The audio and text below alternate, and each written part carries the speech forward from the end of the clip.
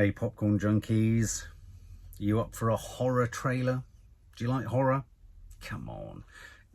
My thing about horror is, I know Nadia thinks that people are sick who like horrors. She thinks they're sick, literally sick. For me, horrors allow you to be taken to the edge of your emotions safely. They allow you to kind of almost test drive horrific scenarios, petrifying situations, all from the safety of either your seat in the cinema or the safety of your sofa at home. And I also think that horror films are interested in and are often about many of our darkest, deepest, suppressed fears. So there we go.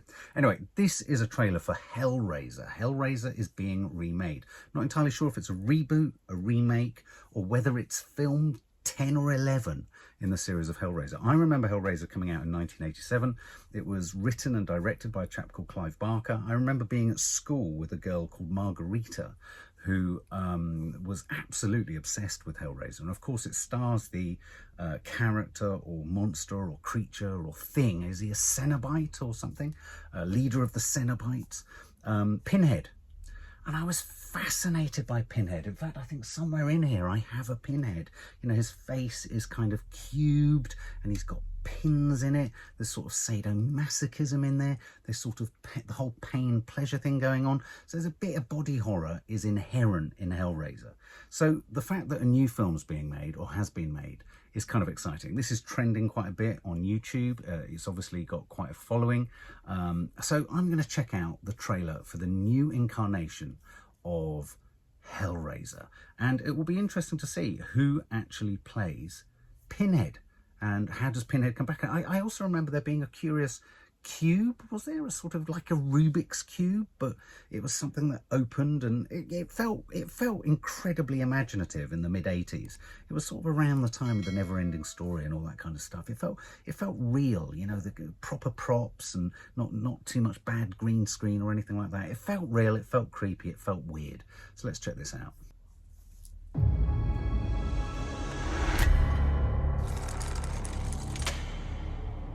Beautiful. There it is. Isn't it? It's really nice. It's really nice. You can hold it. What is it? It's a puzzle.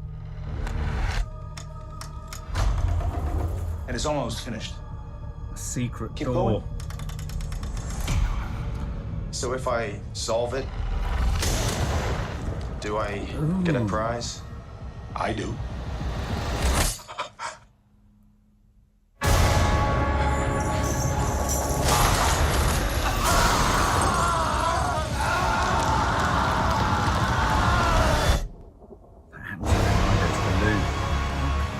What's your deal? It has 6 sides, 6 configurations. It opens up and it cuts you. And then they come to collect.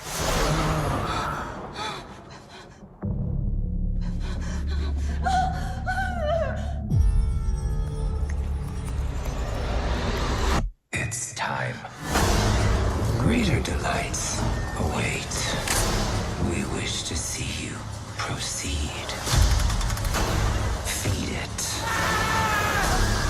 Their blood, their pain. All for us. What is it you pray for?